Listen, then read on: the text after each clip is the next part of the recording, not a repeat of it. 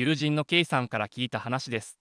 彼女の住む地元は古い住宅地が多く、昭和の半ばに建てられた家が多くあったそうです。ただし、リフォームや建て替えなどしているところも多く、新しい家と古い家が混在していました。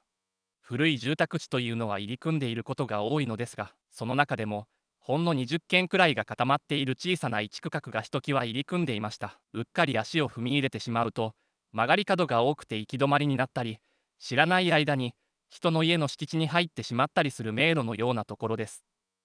その中に、昭和に建ててから一度もリフォームしていないと思われる古家がありました。モルタルの外壁は長年の風雨で劣化し、ところどころ剥げ落ちていて、狭い庭には植えられた木々が手入れもされていないようで、枝は伸び放題で、葉がついている時期などはうずもれてしまって家が見えなくなるほどでした。表札はかかっているのですが、もう汚れて薄れてしまっていて、木という字がなんとか判別できるだけです。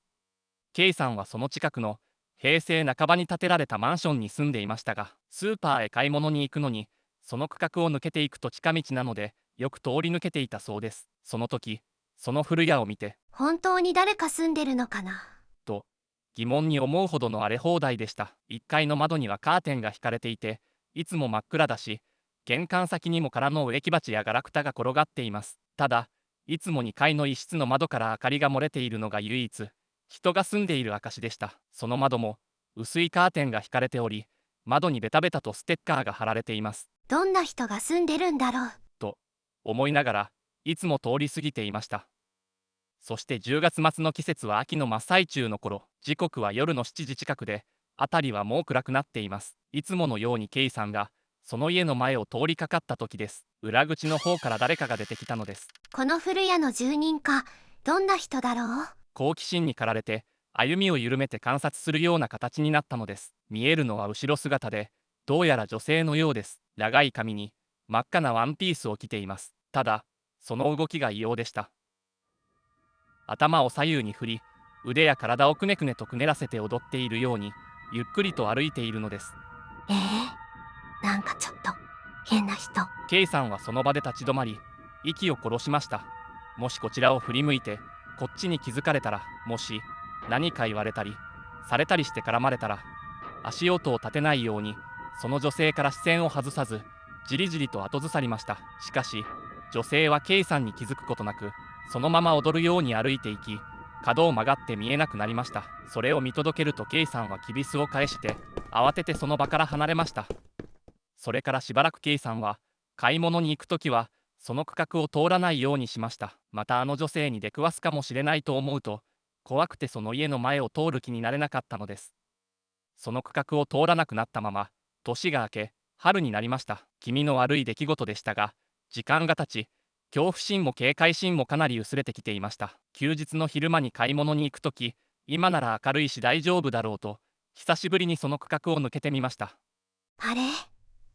九段の古家が様変わりしていたのです。手入れもされず伸び放題だった木々はすべて伐採されており、庭がきれいに掃除されていました。窓も雨戸が閉められ、玄関先にあった植木鉢やガラクタなどもすべてなくなっていました。どう見ても住人が出て行った後の、がらんとした空き家でした。呆然と立ち尽くしていると、近所に住んでいるらしい犬の散歩をしている年配の女性が通りかかりました。家の前に立っているケイさんを見て、怪げな顔をしています。あ、あの、この家、綺麗になったなぁと思って、ここに住んでいた方、どうかなさったんですか。ケイさんが尋ねると、女性は首をかしげながら、私もよくわからないんですけど、住んでいたのは私より年上の男性だったらしいんですけどね。年明けにすぐ業者さんがたくさん来て庭の木を切ったり、家の中から家具を運び出したりしてて、引っ越されたみたいなんですけど。と話してくれました。あの日見た不気味な女性と関係があるのかなと思いつつ、何があったのか調べる術はありません。それからまたしばらく経って夏のある日、地元に住む女友達と久しぶりに会ってお昼を食べて、お茶を飲んでいた時です。その友達は同じ地元の人と結婚していて、旦那さんの実家がリフォーム店を経営しています。去年の秋頃、例の古家から雨漏りがするから修理してくれと頼まれ、旦那さんが出向いたのだそうです。え、旦那さん、あの家に行ったの。それでどうだったの。思わぬ情報源にケイさんは身を乗り出しました。それがね、70過ぎくらいのおじいさんの一人暮らしだったんだけど、家の中がとにかく異常だったって。壁という壁、天井から窓にまでびっしりお札が貼られており、あちこちにしめ縄飾りや神棚が祀られていて、盛り塩がそこら中に置かれていたといいます。こうしないと女の悪霊が入ってくるんです。と、おじいさんは言っていたそうですが、それ以外は至って普通の人に見えたそうです。旦那さんは気味が悪くなって、天井の雨漏りを直した後、ちょうど真下に台所があるから、漏れた水が下にも染み込んでいないか見てくれと言われて、ちょっと調べたらしいのですが、その時、腰につけていた道具袋が擦れて、裏口のドアに貼られていたお札を剥がしてしまったのです。おじいさんが席を外していた時だったので、慌てて手持ちの接着剤でくっつけて繕ったそうです。